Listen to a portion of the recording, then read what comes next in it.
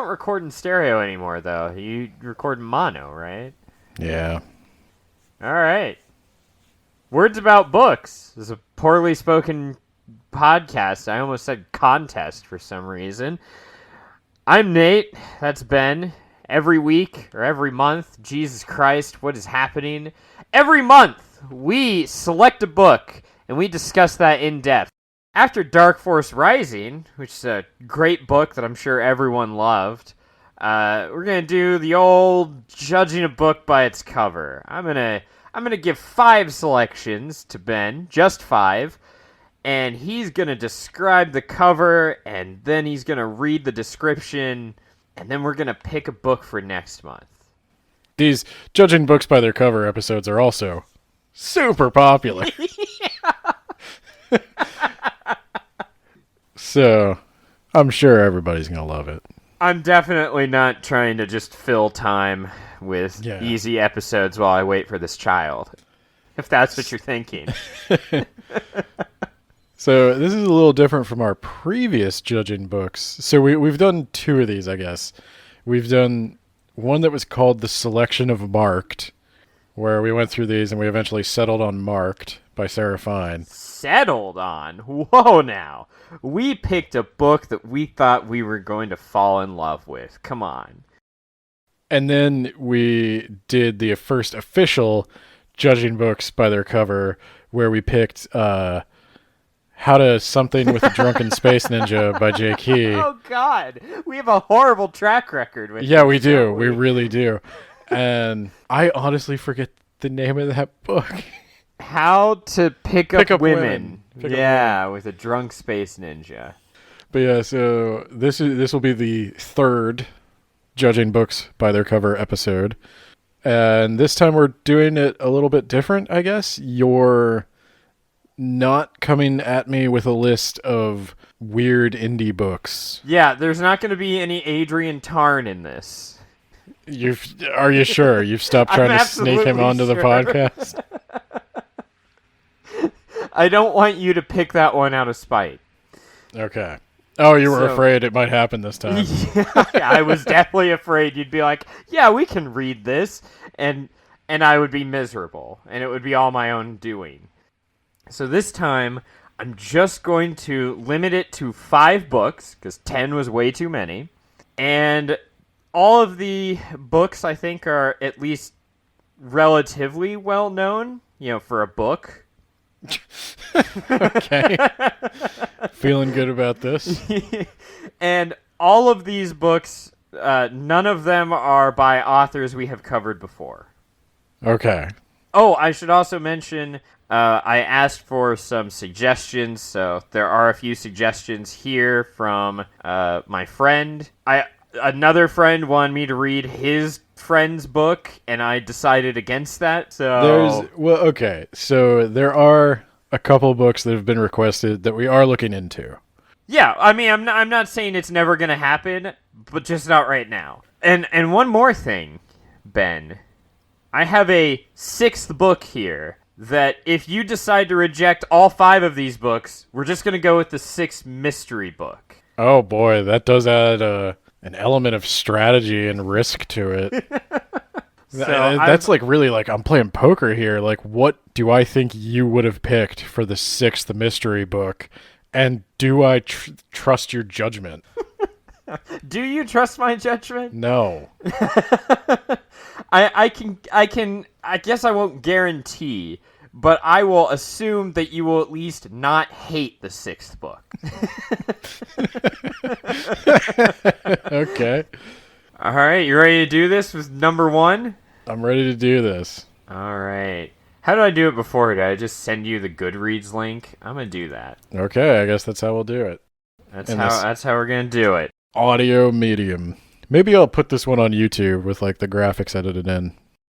Yeah, I was posting as a blog before, but no one cares about what I write. Ringworld by Larry Niven. Let's read the description here. And describe that beautiful cover. Oh, okay.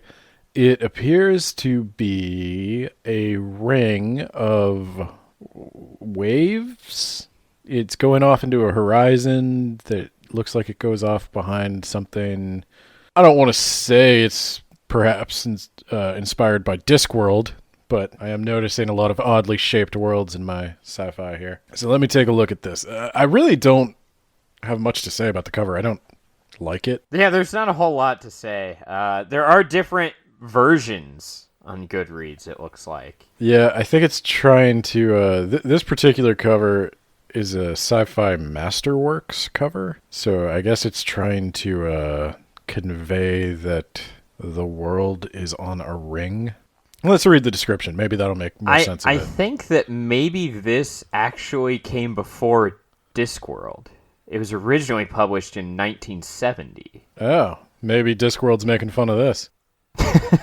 So, I see it. It's won literary awards. Hugo Award for Best Novel, 1971. Nebula Award for Best Novel, 1970. Locus Award for Best Novel, 1971. Okay. So, description. The artifact is a circular ribbon of matter, 600 million miles long and 90 miles in radius. 90 million miles in radius. That would be hilarious if it were 90 miles in radius. Pearson's puppeteers, the aliens who discovered it, are understandably wary of encountering the builders of such an immense structure and have assembled a team of 2 humans, a mad puppeteer, and a Xin, a huge cat-like alien, to explore it. But a crash landing on the vast edifice forces the crew on a desperate and dangerous trek across Ringworld. I've never heard of this before. I probably should have. Interesting. I would have expected you to, actually. No, this is one of my blind spots. I don't know anything about this. The name is familiar, but I do not know this one. Do you know this one? I do know this one, yes. Okay. Does it come super highly recommended? It's been about a decade or so, but I remember enjoying it for what it was. It's definitely an older sci-fi novel, so take that for what you would. Okay. Interesting. The description is pretty piss poor, though. Yeah, so I guess they built a circular ribbon world. Is that what it is, or is it? It's a ring world, yeah. And it's just talking about how you don't want to encounter the builders. They're wary of that, so crash land on it. Like, the description's kind of bad. Okay. I don't know why it's that terrible. This is not selling me on it. Yeah. It's but the decision's yours ultimately. Is this description and book cover selling you? I'm not super excited. I'm not turned off by it. This is kind of meh to me. I really don't have much to say about it. It sounds interesting. There's a mega structure in space, built by some alien species that is far beyond us. I see a bunch of pull quotes from authors I have heard of, and I am sure I am going to get yelled at for not having heard of this, the way I often yell at you. So, yeah, I mean, it seems valid to be on the list, I guess. Obviously won a bunch of awards. A little afraid it might be like hard sci-fi sometimes. I said this on the last Judging Books by Their Cover, is hard sci-fi is always like it's a risk. It's hard to do well. Well, the ideas are sometimes good, but they kind of the idea either captures your imagination or it doesn't, because the writing is usually really, really, really dry. And the characters are usually terrible, and the dialogue is usually terrible. Sorry, hard sci-fi fans. I like Isaac Asimov. The man's characters are like paper thin. Is it because the characters are just there to talk about the idea? Yeah, it's essentially like a lot of hard sci-fi, to me, is novels written by really smart people who know a lot about science and want to play with some of the ideas that might be possible in science, but they're not as interested in writing about the human experience, I guess I should say, or they're writing about the human experience from like a very disconnected way. They're objective observers of these scientific events. Yeah. And I don't know if you want to, since there's not a lot of information to go on, to scroll through some of the reviews, but a lot of them are, it's a really awesome concept. Characters? That's the vibe I was getting. There are exceptions to that, of course. Like, I do enjoy Isaac Asimov's Foundation series, which is probably not surprising to anybody who has read both that and Dune, that I would also like the Foundation series. They're very similar, and there's actually a good case to be made that the Foundation series heavily influenced Dune. But, like I said, it's either an idea that grabs you or it doesn't. So let's I'm hesitant to rank it right now because I haven't seen any of the others. So all right, let's maybe check some of those out. Okay, let me see what I'm looking at. Halo: The Fall of Reach. Next. I guess I'll entertain this for a moment. So the book is titled Halo: The Fall of Reach by Eric S. Nyland. I'm sorry if I got that wrong. It is a book about Halo, the video game, which in previous Judging Books by Their Covers we established I don't care about. And the cover is the Halo logo from the old Xbox days and appears to be a screenshot of the original game. It does very look very much like the Xbox original model. It's very polygonal and polygonal. I don't know how you say it. You made that mistake last time too. Yeah. Well, okay. We're just rehashing all the hits. So, oh my God, this has a long description. I'm going to read it real quick for you. As the bloody human covenant war rages on Halo, the fate, it just clicked for me. Is this covenant stuff like it's called Halo because like angels have halos and these are a weird religious group of people? I just got that. Yeah, it is a weird religious group of aliens. Oh my gosh. Anyway, the fate of humankind may rest with one warrior, the Master Chief, probably. The lone Spartan survivor of another legendary battle.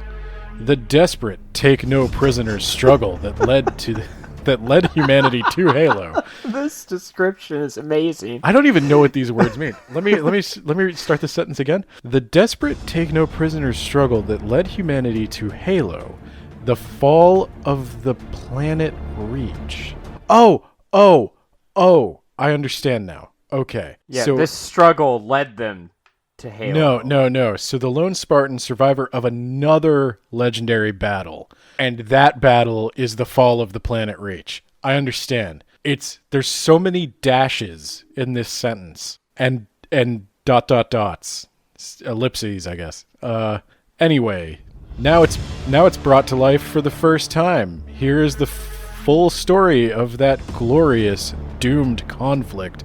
Oh boy, this has like early 2000s Hot Topic edgelord written all over it. While the brutal Covenant juggernaut sweeps inexorably through space, intent on wiping out humankind, only one stronghold remains, .. the planet Reach. Practically on Earth's doorstep, it is the last military fortress to defy the onslaught. But the personnel here have another, higher priority, to prevent the Covenant from discovering the location of Earth. Outnumbered and outgunned, the soldiers seem to have little chance against the Covenant, but Reach holds a closely guarded secret. It is the training ground for the very first super soldiers, codenamed, all caps, Spartans. Is that an acronym? I don't think it is. Okay. These highly advanced warriors, specially bioengineered and technologically augmented, are the best in the universe. Quiet, because The character doesn't talk in the game. Professional. Now, as the ferocious Covenant attack begins, a handful of capital Spartans stand ready to wage ultimate war. They will kill. They will be destroyed. But they will never surrender. And at least one of them, the capital Spartan known as Master Chief, will live to fight another day on a mysterious and ancient artificial world called Halo. You know, that Ringworld thing should have been called Halo. Hey, guess where Halo came from? Ringworld? Yeah. Did it really? Is that what we're doing a thing here? That is what I did. That's why I put this here. That is fascinating. I'm not going to read this. You got too much with Thrawn. You can't you can't stand another one like it. Okay, I kind of like Star Wars. I will tell you guys right now. I know everybody's a big fan of Halo. Didn't have an Xbox. This is like Resident Evil for me. Did not have the game console that this was on when this was at the height of its popularity. Do not have any relationship or nostalgia or fond memories for this franchise. I don't care about Halo. I know a lot of people have a fondness for it. I know it was like a groundbreaking game, and there's a lot of good reason to have fondness for it. I don't think it was groundbreaking for its story. I think it was groundbreaking for being like one of the first shooters to make use of the dual analog sticks. That's true. And a couple other things that were subsequently taken by every other game. Yeah, like I do appreciate what Halo did for games.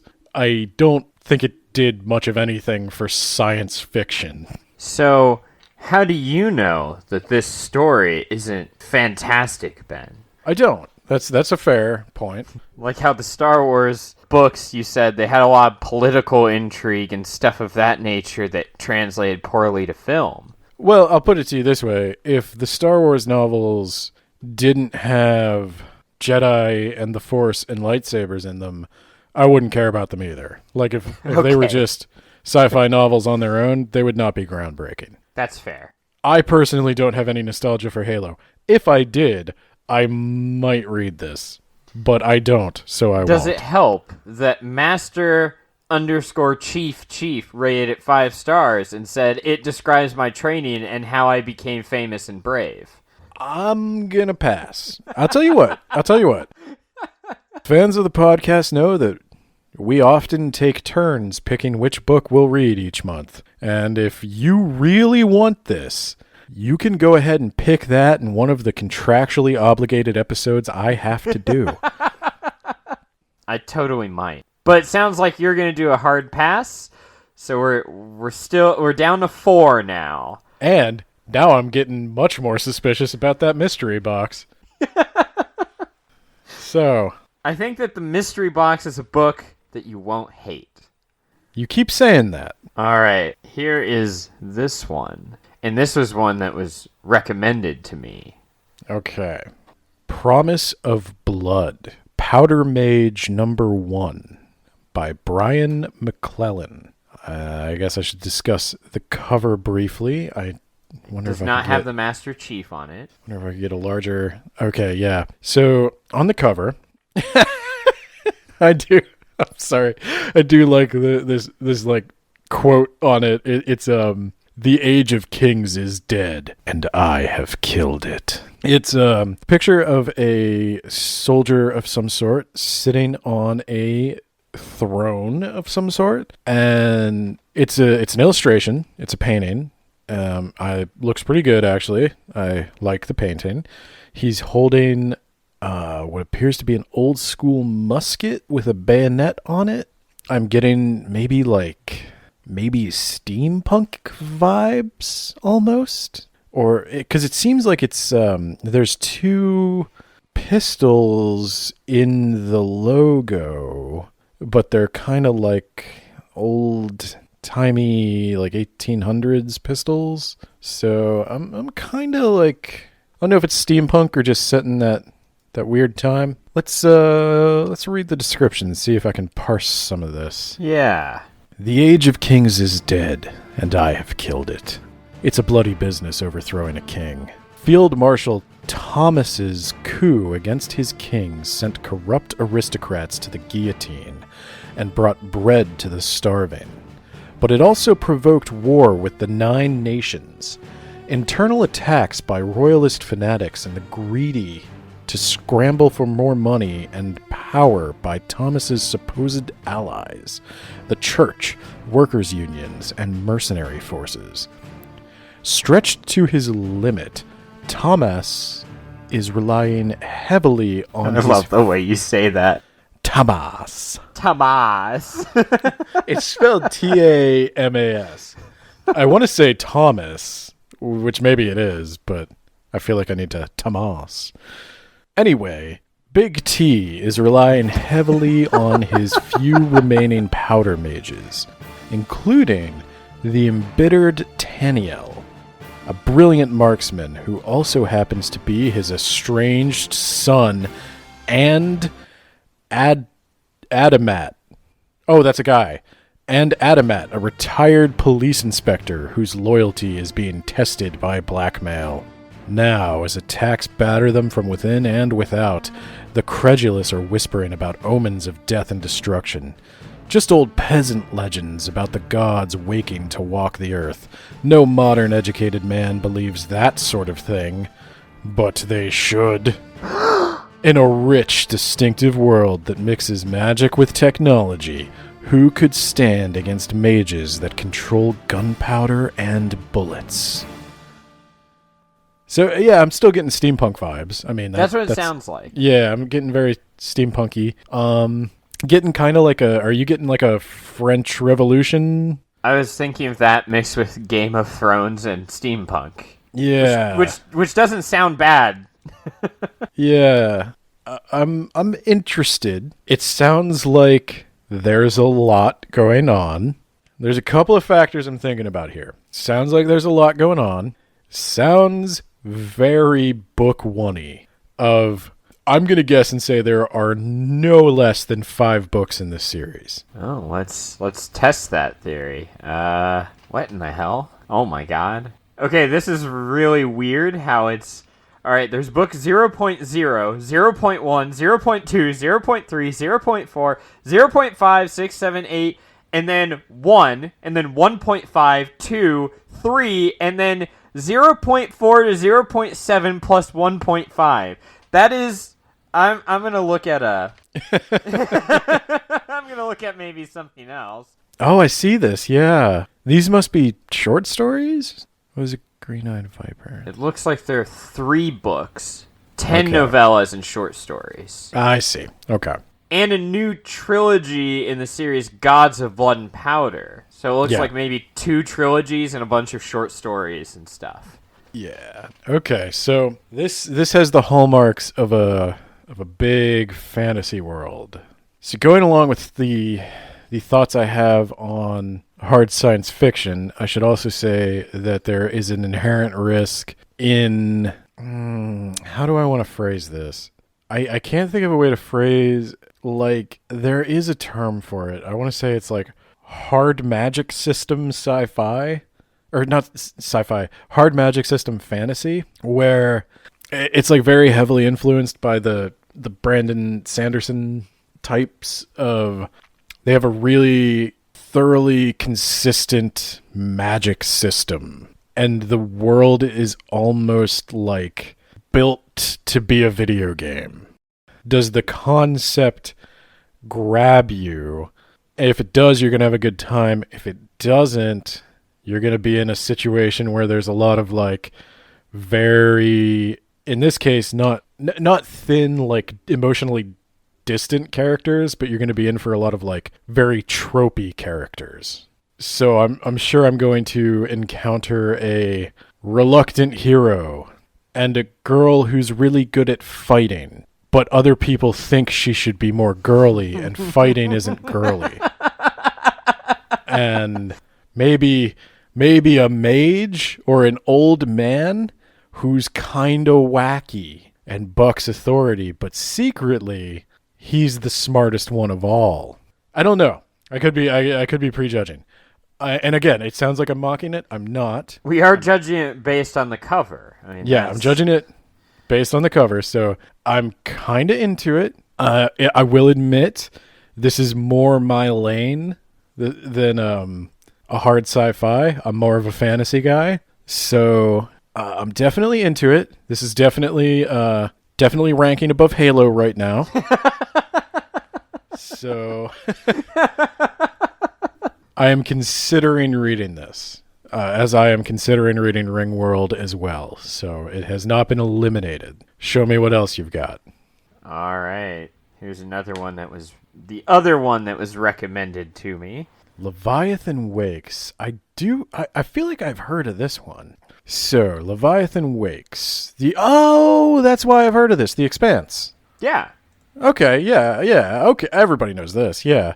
So this is the first novel in the Expanse series, which is a very successful TV show everybody keeps telling me to watch, and I keep saying, no, I want to read the book first. Well, this might be your chance. Yeah, then I never get around to reading the book. So this is Leviathan Wakes by James S.A. Corey, who I believe is two guys. I don't think so. You look it up. Oh my god, you're right. Yeah. Okay, yeah, I know more about this than you. Yeah, okay. I don't know shit about this. What are you talking about? Yeah, it's a book podcast, man. I don't know shit about books.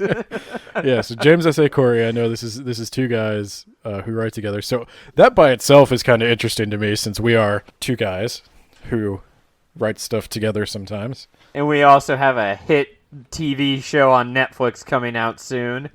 Yeah, no. So obviously I'm super interested in this. So this is The Expanse. Like, I don't even know if we need to talk about it, but we'll talk about the cover, which is not good. It looks blurry and weird. You're right. Yeah, the cover is really bad. If I didn't know this was The Expanse, I would not be as gushy over this. Okay, so the cover is in kind of it's got a pull quote, kick-ass space opera, George R.R. Martin. It's got block impact font, Leviathan Wakes. Does his word mean anything to you?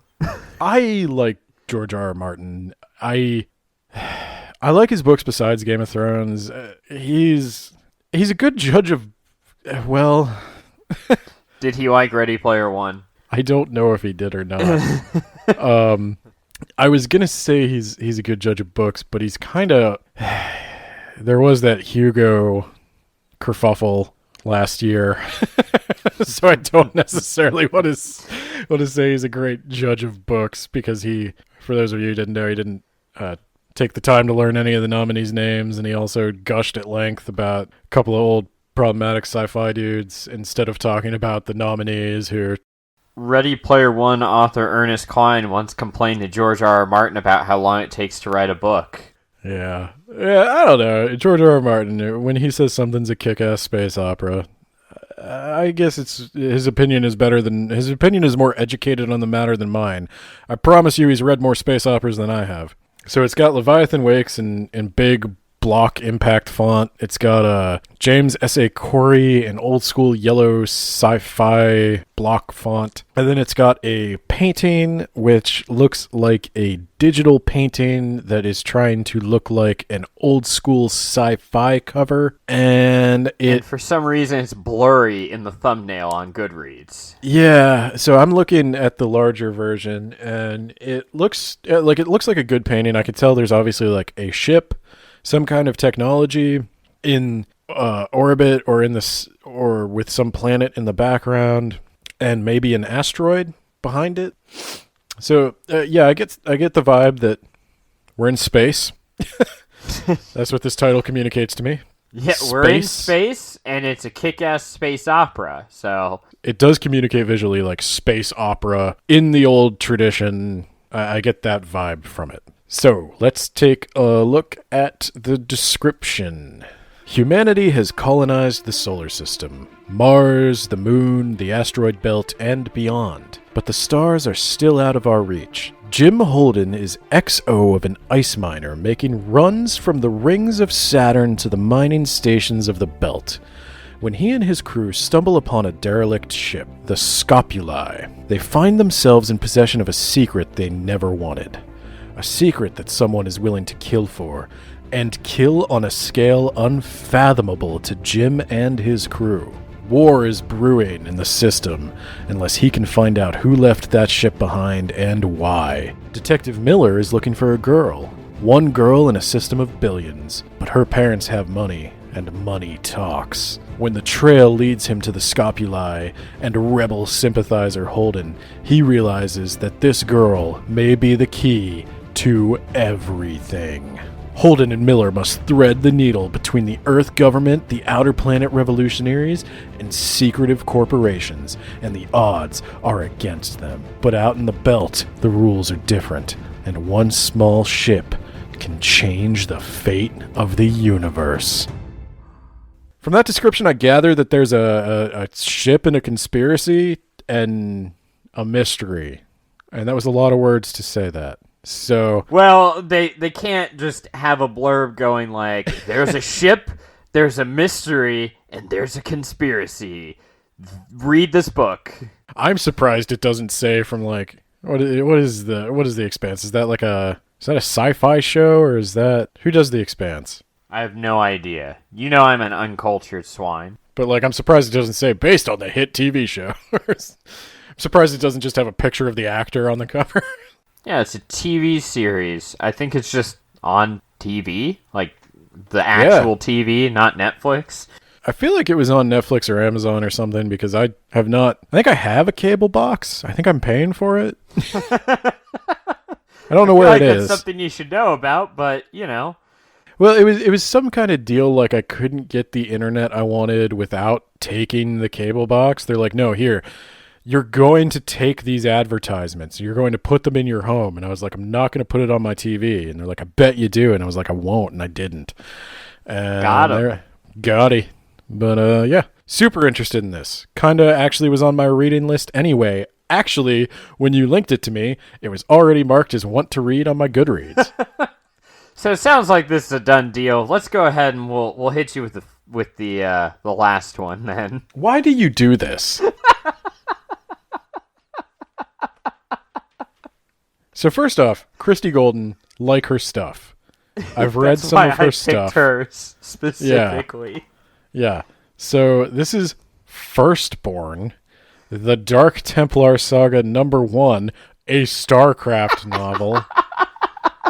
By the way, your stupid episode got enough downloads. I'm going to have to do that stream at some point. Yeah, I know.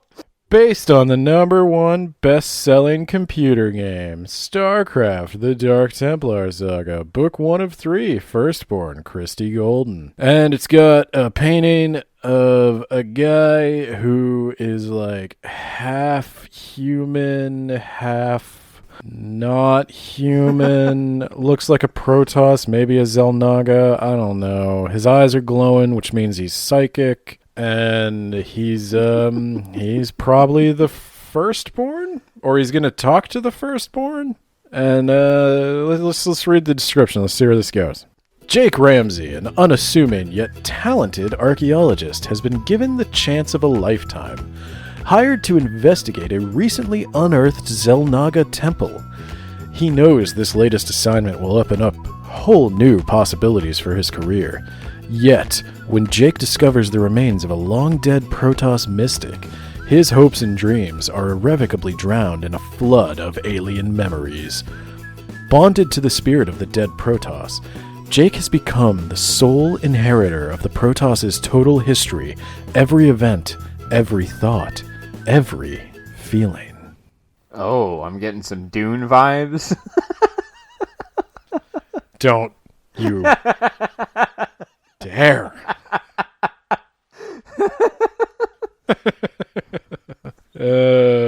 Yeah, we're not reading this. So, because I don't intend to read this at all, I feel comfortable reading the reviews before I read it. For those of you who wonder, I have mentioned reviews on the podcast. I always read them after I read it, and I have my own thoughts. So my favorite one so far is from Stan, who said, well, I read the book, I got a free copy at a convention, so I figured, why not? Unfortunately, that's about all I can say about it for liking it. Christy Golden definitely has writing talent, I will grant. I agree, Stan. and I suspect I'm going to agree with you even more. Plausibility, dialogue, richness of details, all were what I would expect from a seasoned author. The thing was, Firstborn just didn't engage me. Notwithstanding that I've played StarCraft and that I like the backstory of that universe. Well, I was with you up until a point, Stan. What I think it boiled down to was that despite good plausibility, the book still felt fake, even for a work of fiction. Do you think that your mind will change once you play through the campaign on stream? No. Do you think that my mind will change once I play through the campaign on stream? I think you'll like it even less. So yes. Yeah, I had a feeling. Yeah, I don't. The world of StarCraft. I'm sorry if you think that is the greatest sci-fi thing, or even a good sci-fi thing. There's better. Just trust me.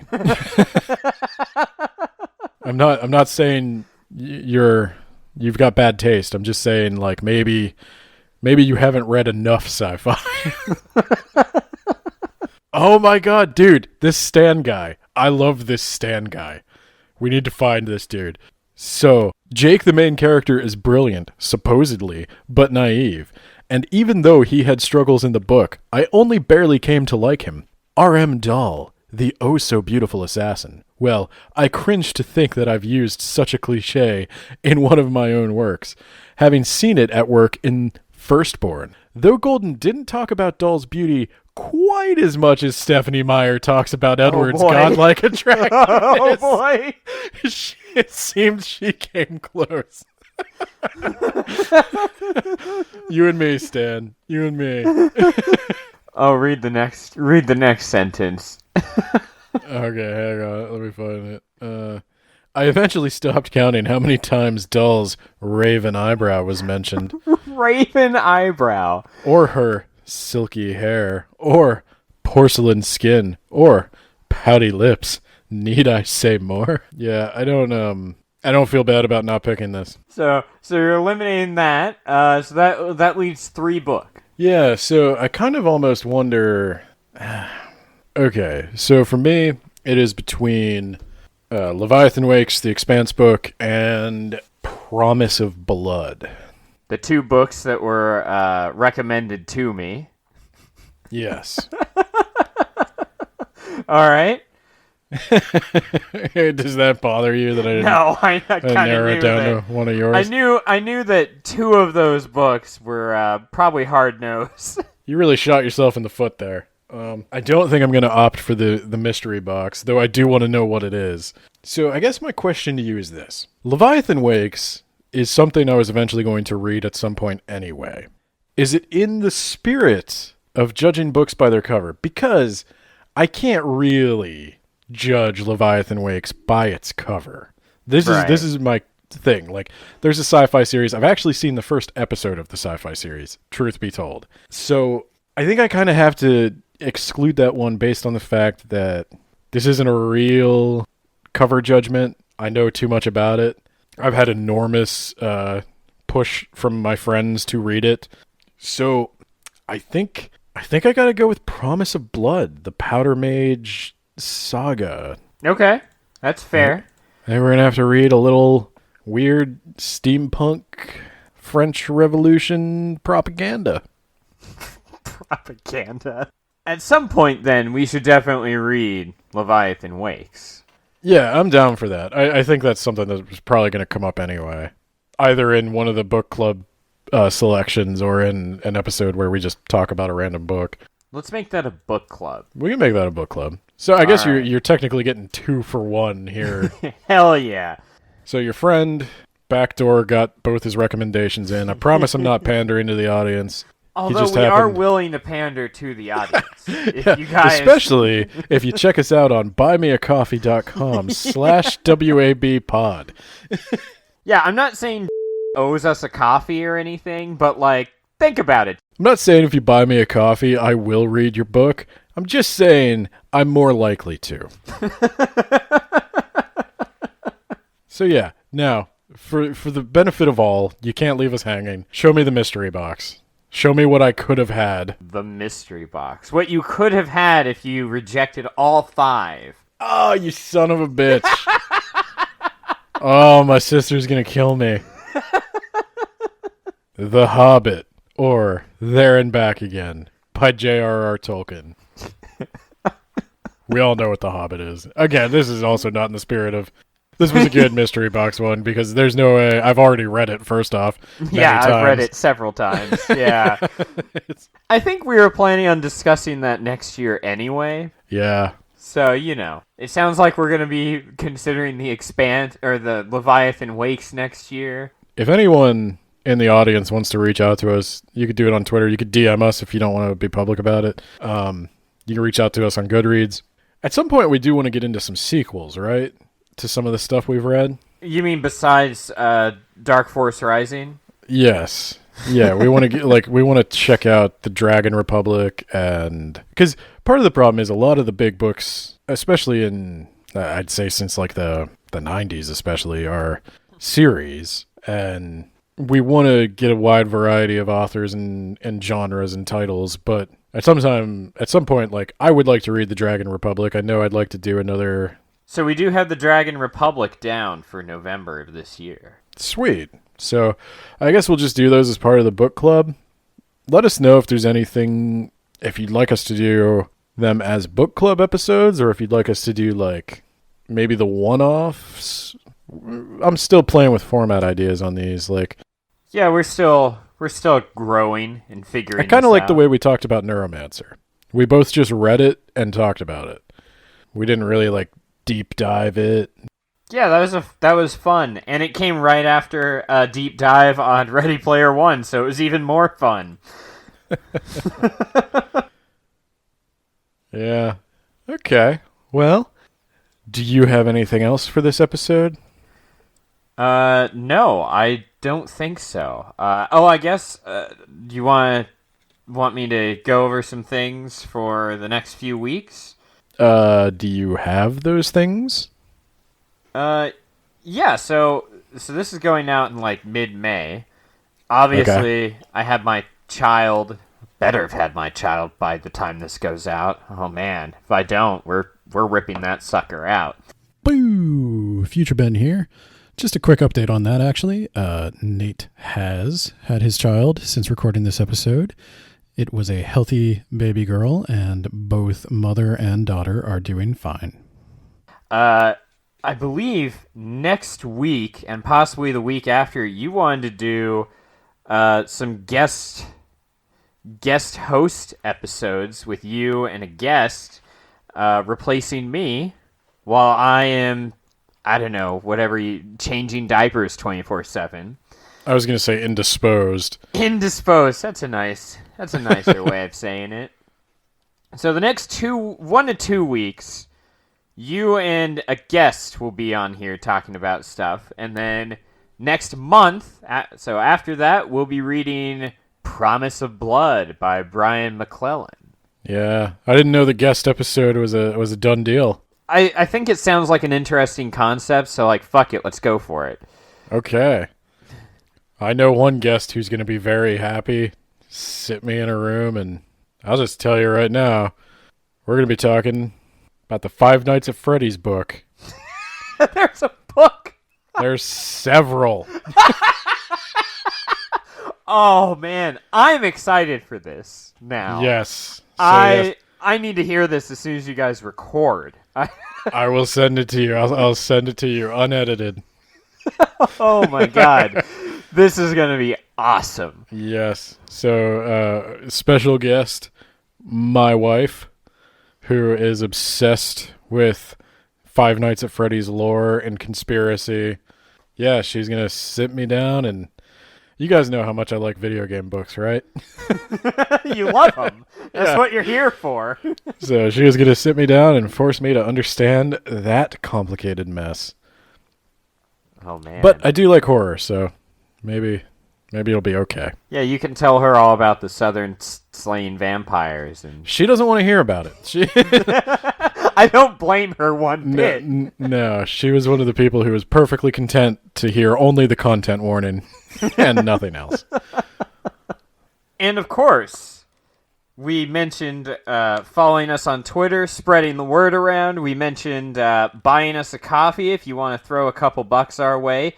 And also, we have a book on Amazon, so if you want to review bomb us with a 1-star review, it's $1 to get a verified purchase rate next to your rating. So think about that, guys. I'm gonna edit that. I don't want to keep harping on that. But we also have a blog. I'm going to update it. I swear to God, I have like 3 articles on the back burner that I need to edit. I have so much editing, guys. There's just so much. I've been slacking on editing too, so when I come back, I'm gonna have to jump up and do some more. And Valheim is just so addictive. Okay. That's the real problem here. The real reason for the backlog on the blog is I keep playing Valheim. At this point, I might just have to stream Valheim while you're gone.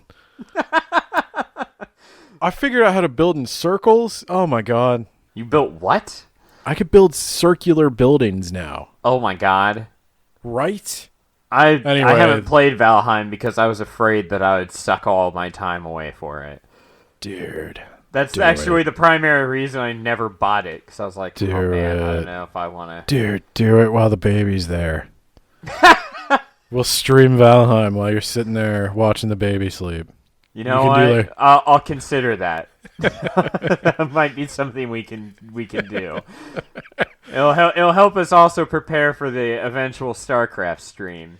So, in all seriousness, if anybody was wondering, if anybody cares, if you all didn't just listen to that episode as a favor to my co-host, I have been talking with our good friend Scott, also known as Pizza Snail, who has dabbled in the Twitch streaming himself. I am getting ready to stream. It's just there's a lot of stuff I need to figure out in the background, and obviously Nate wants to be there to witness the majesty of me streaming StarCraft. So we're gonna have to work that out, and can't do that while he's got the kid out. So yeah, we're working on it. It is gonna come. It's probably gonna come after Nate comes back to the podcast sometime in June. And yeah, I'm probably going to start playing that outro music now, because I have run out of things to say.